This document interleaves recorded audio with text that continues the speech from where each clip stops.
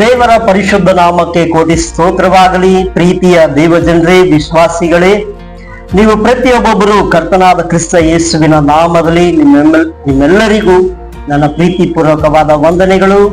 ಪ್ರಿಯರಾದವರೇ, ಒಂದು ನಿಮಿಷ ನಾವು ಕಣ್ಗಳನ್ನ ಮುಚ್ಚಿ ನಾವು ಪ್ರಾರ್ಥನೆ ಮಾಡೋಣ. ಅಪ್ಪ ಪರಿಶುದ್ಧವಾದ ಒಳ್ಳೆ ತಂದೆ, ಈ ಒಳ್ಳೆ ದಿನಮಾನಗಳಿಗಾಗಿ ಸ್ತೋತ್ರ. ಪ್ರತಿ ಒಂದು ದಿನವೂ ಸ್ವಾಮಿ ನಿನ್ನ ಕೃಪೆ, ನಿನ್ನ ದಯೆ ಆವರಿಸಿಕೊಂಡು ನಡೆಸುವುದರಿಂದ ನನ್ನ ದೇವರಿಗೆ ಸ್ವಾಮಿ ಅಪ್ಪ ನಿನ್ನ ನಾಮಕ್ಕೆ ನಾವು ಕೋಟಿ ಸ್ತೋತ್ರವನ್ನ ಮಾಡ್ತಾ ಇದೀವಿ. ಆಶೀರ್ವದಿಸಿ ಯೇಸುವಿನ ನಾಮದಲ್ಲಿ ತಂದಿವಿ, ಆಮೇನ್.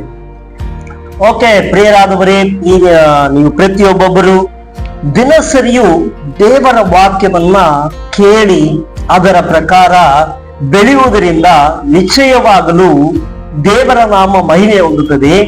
ಅದರಲ್ಲೂ ದೇವರ ಚಿತ್ತ ನಿಮ್ಮಲ್ಲಿ ನೆರವೇರುವಂಥದ್ದು ಆಗಿದೆ. ದೇವರಿಗೆ ಸ್ತೋತ್ರವಾಗಲಿ.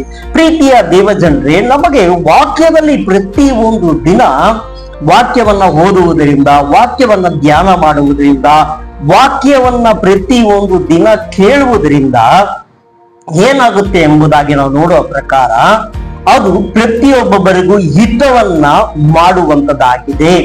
ಈ ದೇವರ ವಾಕ್ಯ, ಈ ದೈವಿಕವಾದ ವಾಕ್ಯ ಪ್ರತಿಯೊಬ್ಬರ ಜೀವಿತದಲ್ಲಿ ಹಿತವನ್ನ ಮಾಡುವಂತದ್ದಾಗಿದೆ. ದೇವರು ನುಡಿದಂತ ಪ್ರತಿ ಒಂದು, ಆತನು ಬರೆಯಲ್ಪಟ್ಟಂತ ಪ್ರತಿಯೊಂದು ವಾಕ್ಯದಲ್ಲೂ ಮಾತಿನಲ್ಲೂ ನೀವು ತೆಗೆದುಕೊಳ್ಳುವುದಾದರೆ ನಿಮ್ಮ ಜೀವಿತದಲ್ಲಿ ಅದೇ ರೀತಿಯಾಗಿ ಎಲ್ಲಾ ಒಳ್ಳೆ ಕಾರ್ಯಗಳನ್ನ ನಡೆಸಲಿಕ್ಕೆ ದೇವರು ತಾನೇ ಶಕ್ತನಾಗಿರ್ತಾನೆ.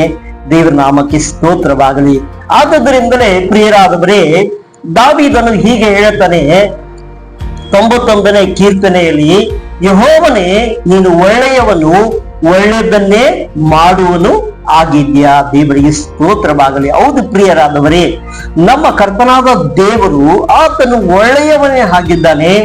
ನಿಮ್ಮ ಪ್ರತಿ ಒಬ್ಬೊಬ್ಬರ ಜೀವಿತದಲ್ಲಿ ಒಳ್ಳೆಯದನ್ನೇ ಮಾಡುವಂತ ಕರ್ತನಾಗಿದ್ದಾನೆ. ಹೌದು ಪ್ರಿಯರಾದವರೇ, ಈ ದಿನದಲ್ಲಿ ಅನೇಕರ ವಿಷಯದಲ್ಲಿ, ಅನೇಕರ ಕಾರ್ಯದಲ್ಲಿ ನಾವು ನೋಡ್ಬೇಕಂದ್ರೆ ಅನೇಕರು ಅನೇಕ ವಿಷಯದಲ್ಲಿ ಒಳ್ಳೆಯದು ನಡೆದಿಲ್ಲ, ಹಿತವಾದದ್ದು ನನ್ನ ಜೀವಿತದಲ್ಲಿ ಯಾವುದು ಸಂಭವಿಸಲಿಲ್ಲ ಎಂಬುದಾಗಿ ಅನೇಕರು ಪ್ರಶ್ನೆ ಉಳ್ಳವರಾಗಿದ್ದಾರೆ.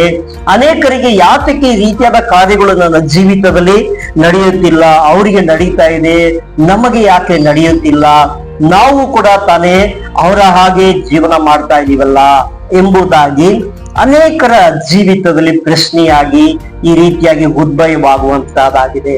ಆದುದರಿಂದಲೇ ಪ್ರಿಯರಾದವರೇ, ನಿಮ್ಮ ಜೀವಿತದಲ್ಲಿ ಒಳ್ಳೆದನ್ನ ನಡೆಯಬೇಕೆಂದರೆ, ನಿಮ್ಮ ಜೀವಿತದಲ್ಲಿ ದೇವರ ಕಾರ್ಯಗಳು ಬಹು ಭವ್ಯವಾಗಿ, ಅದ್ಭುತವಾಗಿ, ಅತಿಶಯವಾಗಿ, ಮಹತ್ಕರವಾಗಿ ದೇವರ ಹಸ್ತದಿಂದ ನೀವು ಕಾರ್ಯಗಳನ್ನ ಪಡೆದುಕೊಳ್ಳಬೇಕೆಂದರೆ ನೀವು ಮಾಡಬೇಕಾದದ್ದು ಪ್ರತಿ ಒಂದು ದಿನ ದೇವರ ವಾಕ್ಯವನ್ನ ಲಕ್ಷ್ಯವಿಟ್ಟು ನೋಡಿ.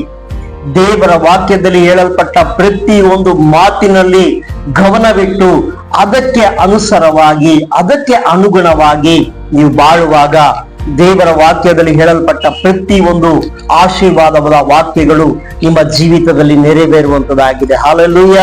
ಅದಕ್ಕಾಗಿನೇ ಪ್ರಿಯರಾದವರೇ, ನೋಡಿ, ಯಾಕೋಬನು ಬರೆದ ಪತ್ರಿಕೆ 1ನೇ ಅಧ್ಯಾಯ ಅದರ 17ನೇ ವಾಕ್ಯವನ್ನ ಓದುವಾಗ, ಎಲ್ಲಾ ಒಳ್ಳೆ ದಾನಗಳು, ಕುಂದಿಲ್ಲದ ಎಲ್ಲಾ ವರಗಳು ಮೇಲಿನಿಂದ ಸಕಲ ವಿಧವಾದ ಬೆಳಕಿಗೆ ಮೂಲ ಕಾರಣವಾದದ್ದರಿಂದ ಇಳಿದು ಬರುತ್ತದೆ.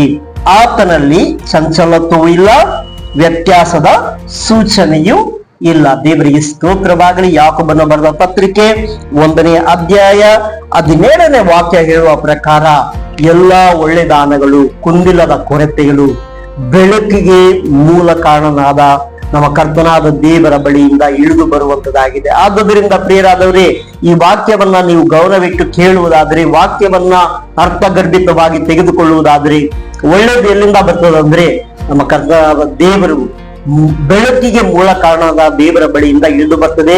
ಆತನಿಗೆ ಇವರಿಗೆ ಕೊಡ್ಬೇಕು, ಅವ್ರಿಗೆ ಕೊಡ್ಬೇಕು ಎಂಬ ಯಾವುದೇ ರೀತಿಯಾದ ಭೇದ ಭಾವವಿಲ್ಲ. ನಾವು ಆತನ ವಾಕ್ಯವನ್ನ ಕೇಳಿ ಆ ವಾಕ್ಯಕ್ಕೆ ವಿಧೇಯರಾಗಿ ದೇವರಿಗೆ ಸ್ತೋತ್ರವನ್ನ ಮಾಡ್ತಾ ಇರುವಾಗ ನಿಮ್ಮ ಜೀವಿತದಲ್ಲಿ ಎಲ್ಲಾ ಒಳ್ಳೆ ದಾನಗಳು ನಡೆಯುವುದು ಯಾವುದೇ ರೀತಿಯಾದ ಸಂಶಯವಿಲ್ಲ.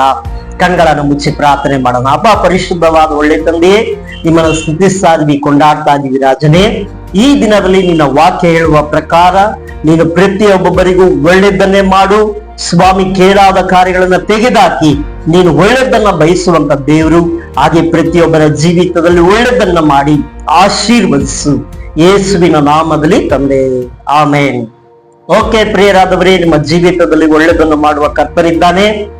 ನೀವು ಈ ವಾಕ್ಯವನ್ನ ಕೇಳುವಂತ ಪ್ರತಿಯೊಂದು ದೇವರ ಮಕ್ಕಳಲ್ಲಿ ನನ್ನೊಂದು ಮನವಿ, ಈ ವಾಕ್ಯವನ್ನ ಕೇಳಿ ಲೈಕ್ ಮಾಡಿ, ಕಮೆಂಟ್ಸ್ ಮಾಡಿ, ಅನೇಕರಿಗೆ ಶೇರ್ ಮಾಡಿ. ನಿಶ್ಚಯವಾಗಲೂ ಈ ರೀತಿಯಾದ ಭವ್ಯವಾದ ವಾಕ್ಯಗಳು ಪ್ರತಿಯೊಬ್ಬರಿಗೂ ಆಶೀರ್ವಾದವಾಗುತ್ತದೆ.